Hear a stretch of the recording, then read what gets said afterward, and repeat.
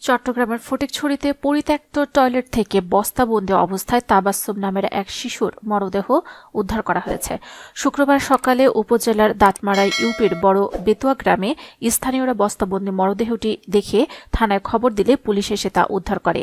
নিহত তাবাসসুম ওই এলাকার আমান হোসেনের মেয়ে। পুলিশ ও নিহতের পরিবার সূত্র জানায়, গত 17 নভেম্বর বাড়ি থেকে নিখোঁজ হয় তাবাসসুম। পরের দিন বহুজপুর থানায় শিশুটির পরিবারের পক্ষ থেকে একটি নিখোঁজ ডায়েরি করা হয়। নিখোঁজের দীর্ঘ 13 দিন পর তাবাসসুমের পাশের বাড়ির একটি পরিত্যক্ত টয়লেট থেকে তার বস্তাবন্দি মরদেহ পাওয়া গেল। শিশুটির চাচা রাসেল বলেন, আমরা সকালে জানতে পারি টয়লেটে বস্তাবন্দি মরদেহ পাওয়া গেছে। পরে গিয়ে দেখি মরদেহটি আমার ভাতিজির। আমার ভাই বিএনপির রাজনীতি করে, তাকে বিভিন্ন সময় হামলা মামলা দিয়ে হয়রানি করা হয়েছে।